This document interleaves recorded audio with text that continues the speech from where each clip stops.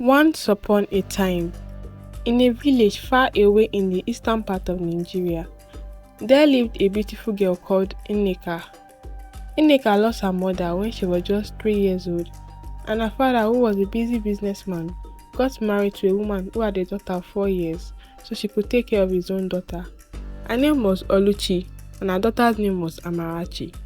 Oluchi was a very wicked woman who maltreated Nneka every time her husband Nnamdi wasn't around, pretending to be caring and loving only when he was around them.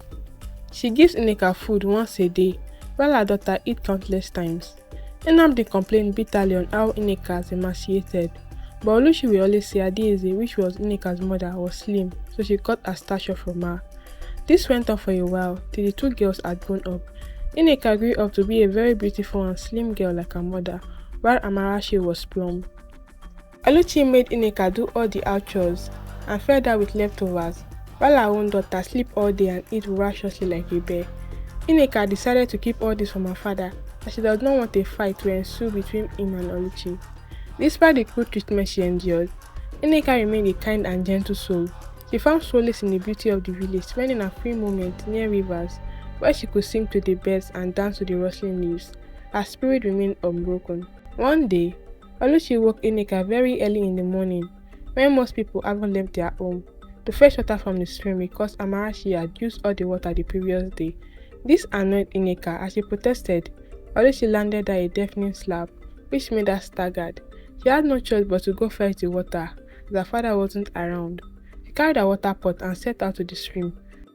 On the way back from the stream, she tripped and fell, which made her water pot shatter into pieces.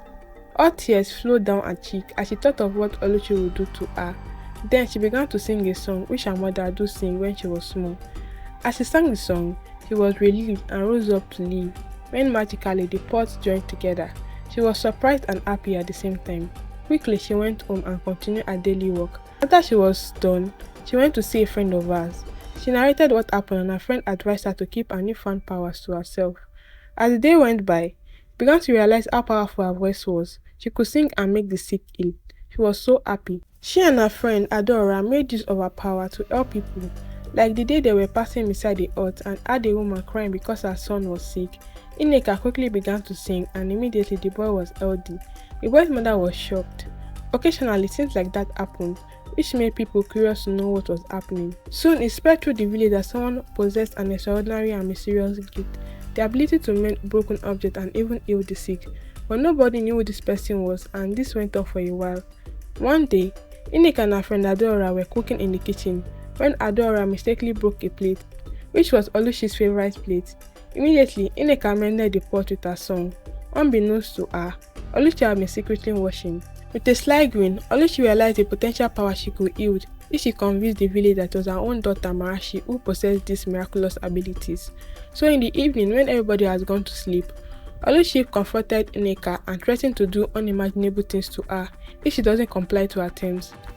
Under the shadow of fear, Nneka reluctantly agreed to Oluchi's sinister demand. She felt trapped with no other choice but to comply in order to protect herself from her stepmother's wrath. As the village continued to wonder about the source of these mysterious abilities, Oluchi wasted no time in exploiting Nneka's power for her own gain. She started spreading the word that was her own daughter Amarachi that possessed the gift of healing and mending. The villagers, eager to witness these miracles for themselves, began flocking to Oluchi's home, seeking Amarachi's help with their own trouble. Nneka, hidden in the shadow, will sing her song, and miraculously the sick will recover and the broken objects will mend themselves. She did this while collecting money from people. The villagers were in awe, and Oluchi reveled in the newfound attention and adoration. She became a respected figure in the village. As Oluchi began to exploit Nneka's power and gain prestige in the village, the situation reached a turning point when a messenger arrived in the village with the news that a neighboring kingdom prince had fallen gravely ill. The prince's condition was dire, and the royal family were desperately seeking a miracle to save their heir. Word quickly reached Oluchi, who saw this as an opportunity to solidify her daughter's standing in the village. She announced to the village that Amarachi would perform a miraculous healing for the prince, further building the anticipation and excitement among the people. Under the pressure of her stepmother's threat, Nneka agreed to accompany Amarachi to the neighboring village to attempt the healing. The journey was long, but they arrived at the palace, where the sick prince lay in a feverish state. The entire kingdom gathered, hoping for a miracle, Amarachi was brought before the prince, and she began to sing her healing song, hoping Nneka would be singing. However, no miracle occurred, and the prince's condition worsened. Disappointment and anger of the royal family and the gathered crowd were palpable. In the midst of this crisis, Nneka, who had been hiding in the background, stepped forward with courage and a voice filled with genuine compassion. She sang her song using her true healing abilities. Miraculously, the prince's fever began to subside and color returned to his cheek. The kingdom erupted in joy and gratitude, and the truth of Amarachi's deception and Nneka's hidden power finally came to light. Oluchi's treachery was exposed for all to see. The royal family, grateful for Nneka's genuine and selfless act, also rewarded Nneka. The prince married Nneka and their union was blessed. As for Oluchi and Amarachi, they faced the repercussion of their deceit and was punished for their actions. Moral of the story: witness kindness and genuine compassion will always triumph over deceit. It also serves as a reminder that the truth has a way of coming to light, and those who deceive others will eventually face the consequences of their action. I hope you enjoyed this story. If you do well to like and subscribe as it encourages us to do more. Bye, see you next time.